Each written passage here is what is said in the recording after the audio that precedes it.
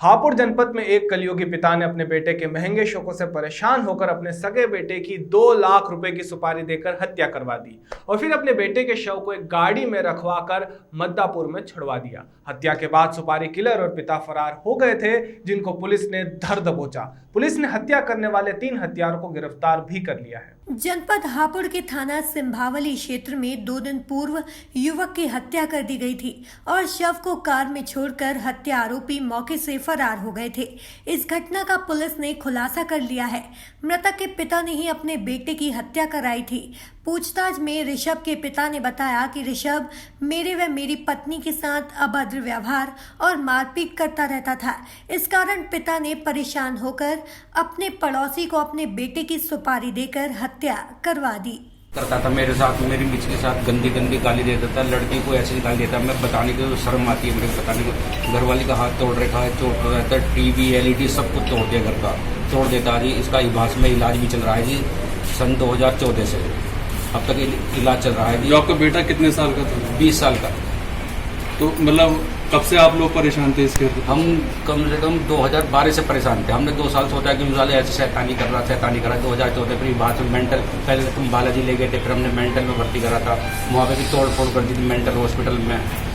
1-2 guard का चाटा भी मारा था उसने। अब फिर हमने तुलसी निकल पुलिस चौकी आकर दे दिया था, एक पुलिस वाले के भी चाटा मार दिया था उसने। फिर उसने कहा था कि मैं बंद तो कर दूंगा इसको, लेकिन इसको मेंटल में दिखाओ।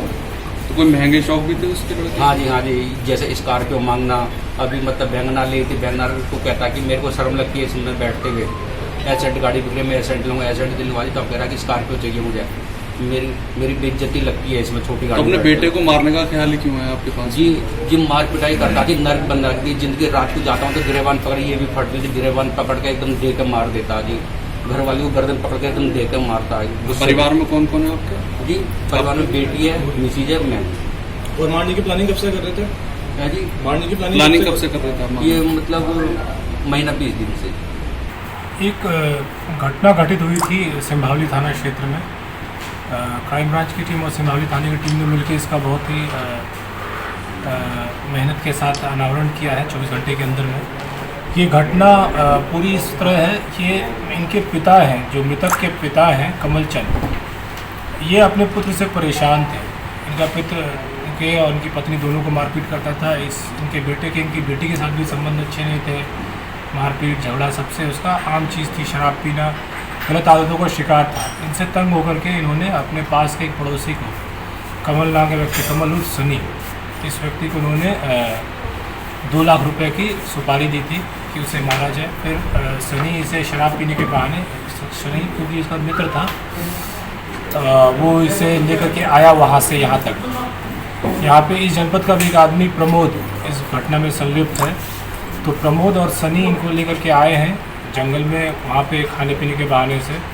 फिर शराब पिलाई गई है, इन्होंने खुद कम पिया है, उसे ज़्यादा पिलाया है। जब वो शराब में बिल्कुल ही निष्क्रिय हो गया, उसके बाद गला घोटकर और गले पे वही उसी बोतल, जिस बोतल में शराब पी है उसी बोतल से के कांच से वार करके उन्होंने उसकी हत्या कर दी। उसके बाद वो सुबह वहाँ पहुँच गया। उसने अपने इस लड़के के पिता को उसने बुला करके अपनी दुकान पे सूचित किया। सनी की एक दुकान है, मैकेनिक है वो। ये पूरी घटना का अनावरण इस लाइन्स पे शुरू हुआ क्योंकि पिता जब आए थे हमारे पास, पिता और माँ, तो उनका हाव भाव जो एक सामान्य माँ बाप की तरह होता है वैसा नहीं था। उन्होंने हमसे गुजारिश भी की थी कि इसका मुकदमा दर्ज ना करके इसका सिर्फ पंचायतनामा भर के हमें दे दिया जाए। वहीं से हमारी शक की सुई घूमी और इस पर फिर गहनता से हमारी टीम ने काम किया और विदिन 24 आवर्स हम लोग अपने गंतव्य तक थे और सभी लोगों ने कबूल किया। इसमें से 1,30,000 जो 2 लाख पैसा था, उसमें से 1,30,000 हमने रिकवर भी कर लिया है 3 अभियुक्तों के पास से। रेस्ट जो अमाउंट है वो कह रहे हैं कि खर्च कर दिया गया है, तो उसके बारे में भी तफ्तीश जारी रहेगी। और इस अनावरण के लिए मैं अपनी टीम को बधाई भी देता हूँ और उन्हें इनाम का भी घोषणा करता हूँ। तो सर, जो ये सुपारी दी गई थी, तो जिन लोगों ने पूरा एक कृत्य किया, क्या उनका कोई आपराधिक इतिहास है या वो पहले भी इस तरह के काम करते आ रहे हैं? नहीं, कोई आपराधिक इतिहास नहीं है।